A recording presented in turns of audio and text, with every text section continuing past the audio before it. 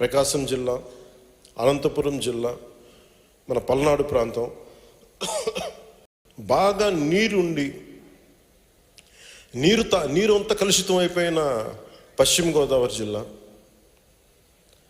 లేదంటే ఇక్కడ మన అవనిగడ్డ బందర్ లాంటి చోట్ల ఉప్పు తవ్వితే నీళ్ళు ఉంటాయి, కానీ అది ఉప్పుతో కలిసి సెలినిటీ ఎక్కువ, ఉప్పుతో ఉండే నీళ్ళు. అటు శ్రీకాకుళం వెళ్తే అక్కడ గ్రౌండ్ వాటర్ పొల్యూట్ అయిపోయి అక్కడ CKD లాంటి కిడ్నీ డిసీజెస్. సో ఇప్పుడు ఏమైపోయిందంటే రక్షిత నీరు చాలా చాలా ప్రాధాన్యం అయిపోయింది. ఇదివరకులాగా మనం ఒక బావి తవ్వుకు నీళ్లు తాగుదామంటే ఇబ్బందికరమైన పరిస్థితులు.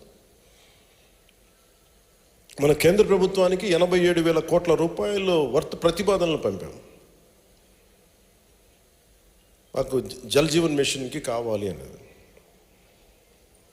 వాళ్ళు పరిశీలిస్తున్నారు. దానికి యాజ్ ఆన్ టుడే మనకి ఈ రోజుకి 28,000 కోట్లు మనకి అనుమతులు ఇస్తామని చెప్పి, భవిష్యత్తులో దాదాపు 29,000 కోట్లు మనకు అనుమతి ఇచ్చారు.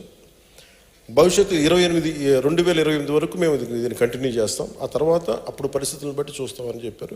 కేంద్ర ప్రభుత్వానికి కూడా పరిమితులు ఉంటాయి కాబట్టి ఆల్రెడీ మనం చేయాల్సిన అవి పూర్తి చేస్తాం. దాంతోపాటు అదనంగా పనిచేయాలని ఒక 57,000 కోట్లు కావాలి. సో ఈ సందర్భంగా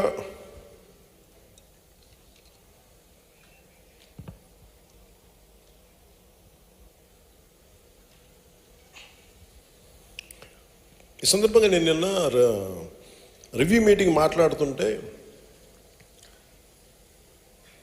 అసలు మనకి డబ్బులు లేవు అనుకుందాం. అసలు మనం ఏం చేయాలి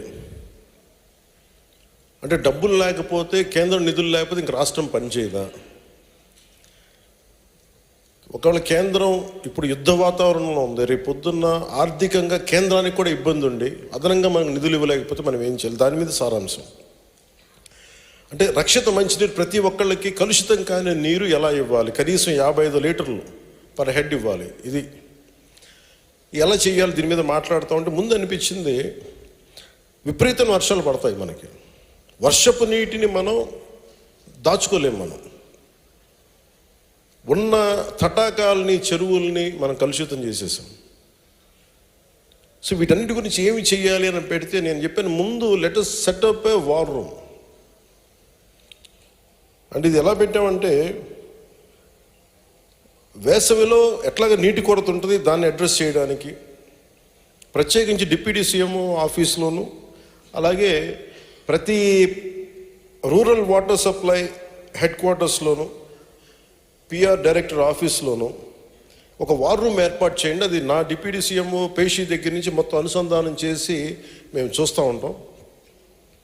ఎందుకంటే మీరు గ్రామాల్లో ఒక చిన్నపాటి సమస్య చెప్తే, ఈ వాటర్ ముఖ్యంగా ఈ సంక్షోభంలో నీటి సంక్షోభం కనుక ఉంటే, ఇవి చెప్పాలి అంటే వెంటనే దీన్ని అడ్రస్సింగ్ మెకానిజం ఉండదు. మొన్న నేను ఏదో ఒక గ్రూప్ని ఏదో పెట్టాను, వాళ్ళు నాకు రెగ్యులర్ పంపిస్తూ ఉంటారు. పంపిస్తుంటే మన ఎక్కడో తిరుపతిలో కొన్ని మూగజీవాలు, జింకలు ఇవన్నీ బయటకు వచ్చేసి ఫెన్సింగ్ లేక నీళ్ల కోసం అలమటించిపోతుంటే, అది నా దృష్టికి ఎవరో పట్టుకొస్తే అది నేను చూసి వెంటనే ఆ చెదారాన్ని క్లియర్ చేసి వాటికి 2 ఈ వాటర్ పాయింట్స్ని అక్కడ ఒక 3 రోజుల్లో దాన్ని చేయించగలిగాం. అంటే ఇట్లాంటిది వెంటనే ఇది నాకు ఏమనిపిస్తుంది, లెట్ us సెటప్ ఒక ఎలక్షన్స్ కోసం, ఎలక్షన్లు గెలవడం కోసం మన వార్ రూమ్లు ఏర్పాటు చేసుకుంటాం. అక్కడ మనకు ఓట్లు పడుతున్నాయా లేదు. నేనేమంటున్నానంటే, నిన్న చెప్పింది ఏంటంటే, ఓట్లు మనకి ఇప్పుడు మేము ఓట్ల కోసం పార్టీలు ఎలా పనిచేస్తాయో, ఈ రోజున డిప్యూటీ సీఎం పేషి పంచాయతీరాజ్ శాఖ ఎంత బలంగా పనిచేయాలి, అసలు పనులు జరుగుతున్నాయా లేదా, కష్టాలు ఏమున్నాయి, నీటి ఎద్దడి ఎలా ఉంది, ఒకవేళ మనకి డబ్బులు లేని సమయంలో ఉన్న వర్షపు నీటిని మనం ఎలా ఆదా చేసుకోగలం, దానిని పట్టే విధానాలు ఏంటి, ఇవన్నిటి మీద మీరు దృష్టి పెట్టాలని చెప్పి నిన్న రివ్యూ మీటింగ్లో తెలియజేశాను. సో దానికి ప్రప్రథమంగా నేను చెప్పింది ఏంటంటే, మనం వర్షపు నీటిని వృధా చేయకూడదు. వర్షపు నీటి సేకరణ పైన అవగాహన ఉండాలి. మనం వర్షపు నీటి వృధా చేయకూడదు. ప్రతి ఇంటికి, కమ్యూనిటీ భవనాలకి వర్షపు నీటి హార్వెస్టింగ్ పద్ధతులు ఏర్పాటు చేయాలి. మనం రోజు తాగే నీటి అవసరాల కోసం, భవిష్యత్తు తరం కోసం నీటి నిల్వను పెంచడానికి చర్యలు తీసుకోవాలి. ఉపాధి హామీ పథకం ద్వారా వర్షపు నీటి సంరక్షణ నిర్మాణాలు ఏర్పాటు చేయడానికి ప్రభుత్వం సంపూర్ణమైన సహకారం అందిస్తుంది. అలాగే రెండవది తాగునీటి ఫిల్టర్ బెడ్లు. అంటే ఏదైనా సరే అసలు ముందు ఫిల్టర్ బెడ్స్ ఎంత దారుణంగా ఉన్నాయంటే ఇసుకే మార్చలేదు గత ప్రభుత్వం. ఖర్చు కూడా అవదు.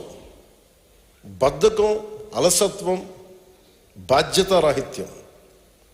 అలాంటి నేను నేను చెప్పింది ఏంటంటే ముందు అసలు ఫిల్టర్ బెడ్లు పరిశీలించండి. అందరూ అవసరమైతే మరమ్మతులు చేసి శుద్ధమైన నీటిని అందించండి. ముందు ఫస్ట్ లేయర్ ఆఫ్ ఫిల్టరింగ్ జరగాలి అని చెప్పి ప్రతి 13,326 పంచాయతీలతో పాటు దాంట్లో ఉన్న దాదాపు 35,000 హ్యాబిటేషన్స్తో కూడా అసలు ముందు ఫిల్టర్ బెడ్స్ ఉన్నాయా లేదా దాన్ని ఎలా సరి చేద్దాం. సింపుల్ ఇసుక మారిస్తే చాలా వరకు అయిపోతాయి. అలాగే ఆర్ఓ ప్లాంట్ల నిర్వహణ. ఎవరు పట్టినా సరే ఆర్ఓ ప్లాంట్లో నీళ్ళు ఇచ్చేస్తున్నాం అంటున్నారు. దాని మీద ఎలాంటి నిర్వహణ లేదు, తనిఖీ లేదు. ప్రతి వాళ్ళు కూర్చోబెట్టి నేను ఒక RO reverse osmosis water plant పెట్టేసుకుని నేను అమ్మేసుకుంటున్నాను. కరెక్టే, నువ్వు ఇస్తున్నావా? కరెక్టేనా? దాంట్లో ఎంత కలుషితం ఉంది? అది నిజంగా ఒంటికి మంచిదేనా? ఈ మధ్య 2-3 టెస్టులు చేస్తే ఉండకూడని ప్రమాణాల్లో ఉన్నాయి.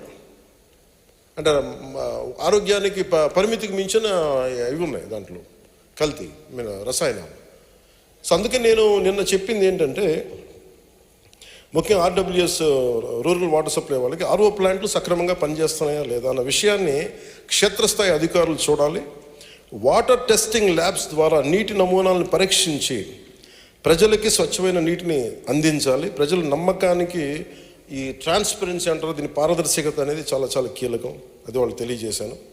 అలాగే వేసవి నీటి సంక్షోభణ నిర్వహణ. వేసవిలో నీటి కొరత రావచ్చు, ముందుగానే గుర్తించి తగిన ఏర్పాట్లు చేయాలి.